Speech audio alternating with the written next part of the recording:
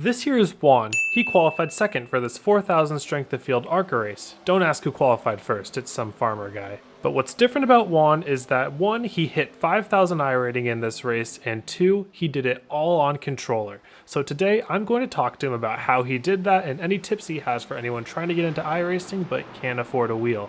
So let's talk to him now. Hey Juan, how you doing? I'm doing great, Justin. Awesome. Well, yesterday you achieved something that only a couple people on controller have ever done before, and that is reach 5,000 iRating. How does that feel? It feels pretty strange. I know when I started on iRacing, I had a few friends who'd been on the service for a while, and they were like, "You should not do iRacing on controller. It's not easy. It's not particularly fun." And well, I didn't I didn't really have any other choice, so I just tried it, and here we are after a year. Yeah, so give me a bit of background. Who are you? Where are you from? What do you race on? What do you like to do? I am from the Dominican Republic. I've been doing some form of, I guess, sim racing. I started on PS3, PS4. Well, no, actually, I started with NASCAR 11 for the Wii. Been watching oval racing for a while. Became a fan, I guess, in the early 2010s, and just have always loved oval racing. And iRacing is the best sim for oval, like just hands down. So when I got the first computer that could run ovals, it was just like, okay, this is what we're doing. We're doing ovals on iRacing.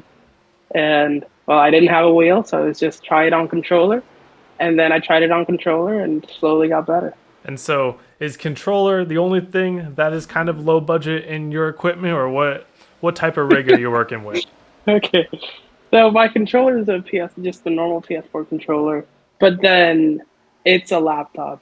I just have all the graphics on minimum. It's just plugged into the to power constantly, so it doesn't turn off or anything. And it's all barely held together, so it almost functions as an iRacing rig. So you're really vying for the prize of the most scuffed rig award in the ARCA farm. Oh, it's up there. It's up there. I think it's maybe not the worst one. I think there's some other laptop people, but yeah, combination of um, mediocre laptop and controller is definitely one of the scuffed ones. So, what is your technique when driving on a controller? How did you even get good? I have the binding set pretty normally to what you'd have it set to on a just a controller racing game. R2 is the throttle, L2 is the brake. I have L1 is the clutch. So that's interesting. But it's just the left stick is what I use for steering. And then there's people that say you should like hold the left stick up and then treat it as like a mini steering wheel. But honestly, I've never really tried that. I mean, maybe it works, maybe it doesn't, but I just have always just done it normally and just tried to be like slightly, I guess, finicky and accurate with the steering inputs. So, you drive on a controller just like any person on a console would for a NASCAR console game. Yeah, I'm just driving normally. It's just like I'm holding it normally. It's just a normal controller, but instead of playing another game, I'm playing iRacing. So, one of the things that's really interesting about you, one, is that the things that you are good at with controller and the things that you struggle with are almost completely opposite to what other controller drivers struggle and are strong in. So, you are very, very good at tire saving in like mile and a half tracks. Well, I think you've done a lot of. I think you've done some tutorials about this. I think Shieldhouse has done some tutorials about this. And tire saving is like a lot of it. A lot of it is technique and practice, and it's just understanding how you're driving the car, understanding the inputs that you're putting into the car, and it's not like it's precision based. But once you understand what you're trying to do, it's not like I would say that being on controller is not a huge limitation to just being able to put the right steering inputs because ultimately it's almost not about steering, it's almost about throttle and brake inputs for saving tires. Right? It's about the So line, hitting your line even yeah, with janky controls. You still hit the line and it still helps your tires more than missing the line with the best wheel in the world. Do you have like vibration settings on your controller at all that would act anything like force feedback? Yeah, I get like when the car starts getting loose, I get like a slight jolt, I guess. Like I can, it's almost as if I can feel the rear sliding out. Okay. But it's just the normal vibration settings you'd have on a controller, I guess. Right, it's not telling you anything specific, it's just telling you something's happening. It's yeah, it's telling me, hey, that your rears are probably loose. Are there certain cars with controller that you feel are more doable on controller than others, or do you think it doesn't really matter and it's just how much time and effort you put into it?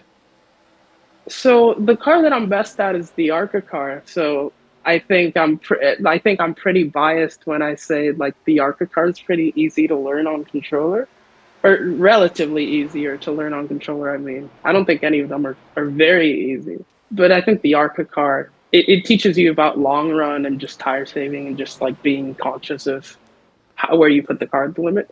But the one I would say I struggle a lot with is it's the high powered cars at short tracks. It's Hmm. just like your sprint cars, maybe the Indy car. I can like drive it around the track, but I'm very slow at it because it's just like terrifying. It's more feeling It based. yeah, yeah, yeah. So anything that you like that you would get anything that it would be pretty intuitive that you would get a lot out of a wheel. Well, you do get a lot out of a wheel, and it's pretty hard for me to do it on controller. And just road courses in general, I feel like it. I have a decent ceiling with any road course, but it takes me so long to learn any of them. So, what do you think that controller is viable at high levels in road courses as you've kind of proven it to be in ovals, or do you think road courses there's just not much there for controller? I think there could be somebody who is like 3K, 4K on controller and road because to me it's not about capability thing. It's about how easy it is for you. It's just like comfort and how steep the learning curve is. What I would say is that controller increases the amount of time that it takes for you to learn anything, but maybe it doesn't necessarily make it hard or make it impossible. But I'm definitely not the 4K on road guy. Right. Oh yeah. Well, any other tips that you have for any aspiring controller drivers out there who may not be able to afford a wheel and just want to race? I have a bunch of set of specific controller settings.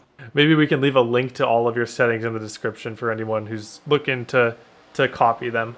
I think one really interesting thing about showing that controller is doable in iRacing is it kind of the issues that you have on controller sound similar to the issues that people without a direct drive wheel have, where they're really good with tracks that may not require much feeling. You kind of can get a lot of it through visual cues or audio cues, but then you start getting into situations with high speeds where it's super feeling based, and then that's when it really starts seeming difficult. Yeah. When I got on iRacing, I got to the 2.5K ish level pretty quickly.